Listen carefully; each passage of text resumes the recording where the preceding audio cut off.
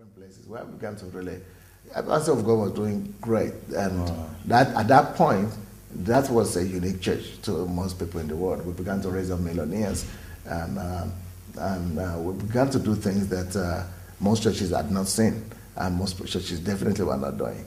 So it was you could have relaxed on your laurels after that, I think I was getting used to that, and I was getting ready. I had begun to think that was the height of ministry when by God's grace and mercy, He allowed some horrible persecution against us here. Persecution based on false allegations, false accusations, and all kinds of lies, and which also grounded me in the country, which didn't allow me to move out much, and so I was, I have to, up to now, that was 2.5 years ago almost, so I have to stay in the country, and while in the country, I began to seek the face of the Lord. Why would God allow that kind of attack, especially when it's not just, especially when things are not true? How can, I had survived all kinds of attacks before then, you must know. I was used to fighting. Yeah. I was used to battle. I was battle pride. But this time, it was a different kind of trial. It was a different kind of battle. I like persecution myself. I like being persecuted. But I like being persecuted for the things of God. Yeah. I like being persecuted for, telling me, accusing me that I was turning the country upside down, and that I was changing the mindset of the people. I was changing the structure of the nation for Jesus. That was the kind of persecution I was used to. But I was not used to the persecution that will take something from nowhere and make it seem as if you are to blame. That is false accusation. And accusing you and making it so public, so worldwide, put so much using the power of the press to make people, sometimes even you almost believing that is it really happening? Maybe it's true what they are saying, even though you knew it's not true. But when everybody began to talk about it so much that you begin to wonder, maybe it's true, what's really happening? I mean, it's so I've fought all kind of fights, but I've now come to discover that false accusation, it's just like saying you didn't sleep with somebody's ex-wife, but the lady came out and said you did it. The husband came out and said you did it. Now I began to understand what Joseph went through. And then they put you in, then you are being punished for what you, this is at the point of when you are being punished for what you never did, that you begin to realize that this is horrible. I mean, I would have taken it very lightly. I wouldn't have even spoken about it if they had said, we are punishing you, not for whatever accusation they are bringing up, but for the gospel. I would have loved it.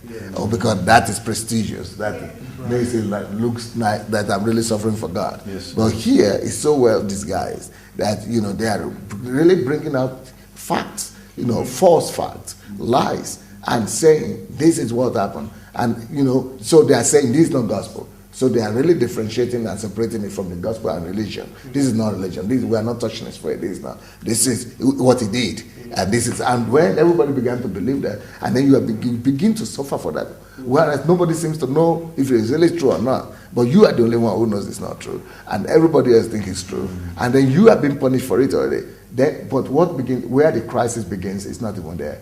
The crisis begins when you begin to think, wait a minute, where is God? But you know the truth. Let's assume that all these people don't know the truth. Let's assume that they are really deceived. But you know the truth. And you know that I'm trying to serve you. And I'm doing my best at doing that. But where were you? You could make this clear, and then it's not making it clear.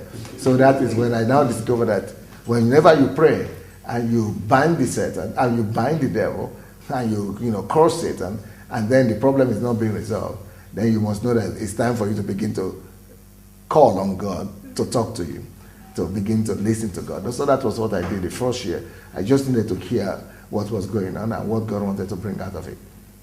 I have a favorite prayer that I always pray whenever I have challenges. And that prayer is, God, never really remove this problem until I'm changed or until you have accomplished the purpose for which you in the first place allowed it to come. Yeah. So, but that sounds like a dangerous prayer. One of the things that you taught us in the training, you said people don't learn without pain. You know, people don't learn without pain. Pain is the most effective teacher. So now, going through the situation that you came through, the pain that you experienced, how did you use that to begin to do things differently, even in the church, and how you set up the church to basically learn from that pain and move forward to become even greater? Thank you so much, because that question would directly lead me to the answer to the question on how we got to the third stage. Yeah, but before we actually get into that, I think it would be important. I don't think people have even understood the outcome of some of the persecutions that you've gone through. And it's not something that we are rejoicing. We're not trying to rejoice over anybody here, but some things have happened. And it just reminds me of the story of Daniel, when Daniel was thrown into the lion's den, and it completely reversed. I see this same exact thing happening in your life, Pastor Sunday. I don't know if you would like to share with our viewers, because some of them may not even know where's all this now. What's the issue with the case, and where is it at, and what's going on right now. But the power of God has been strongly manifested on your behalf. Yeah, well, you people have seen some of the things. Maybe you also want to share with people whatever you have seen that this persecution has brought as a blessing. Then I could add to that. Well, I think Pastor may be a little modest here, but a lot has really taken place. It will take months to talk about the weight of this persecution that has happened, but God truly used it in Pastor's life, and he's going to be sharing about that. But those people who intentionally wanted to just hurt Pastor Sunday, hurt the Godembassy Church, maybe for those of you who do not know right now, most of them are all in prison. Even the people who signed the paper. Yes, even the people who signed the paper. And from what I understand, there were so many people on this case, and you would government officials, top ministers, government officials, ministers, members of parliament. I mean, it goes all the way to the top. Prime ministers. And they are all now under charges. Wow. All of them. Wow. Some of them in prison? Yeah, some of them are in prison. Even the ministers.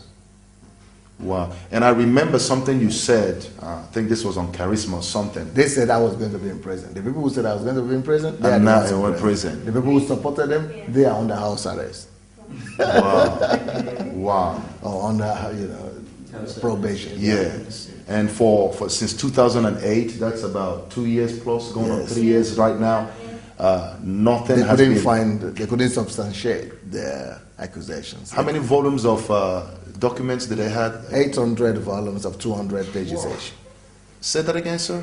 800 volumes of 200 pages. How many people were put on this investigation? Do you remember? 126 detectives, investigators, and full-time, right? Just to find things against him. Wow. And doesn't this point to when they wanted to find something against Daniel? You all remember that story? And they said, I'm sorry, you cannot find anything wrong with this man. And I remember in the beginning of this, pastors spoke to Charisma directly or indirectly and said, you guys wait and see that. I know you guys don't believe there are righteous people in this world, men with integrity. And after all these years, it's an honor to God, an honor to you and your family and that's one of the reasons why we're so attracted to this ministry. The integrity you command, it's so amazing. Yeah, I actually told them that it doesn't matter. Even if the government comes up with some cooked cases, allegations, and even convict me, that the truth will still come out. And at the end of the day, I will still be justified because it's not true. Even if it takes 100 years, the truth will still come out. You still discover that this guy never did it. And that's what I was trying to tell the Charisma people, because they had said each time a scandal or an accusation surfaces like this, in America especially, that the pastors always deny the churches. But at the end of the day, they always be guilty of them. And that's why they just went and published the first version of the story. But I told them, okay, let's wait and see. And now you will see and discover that there are still some genuine men of God right there, out there, that whatever they say is what is true, not what the press says or what the government says.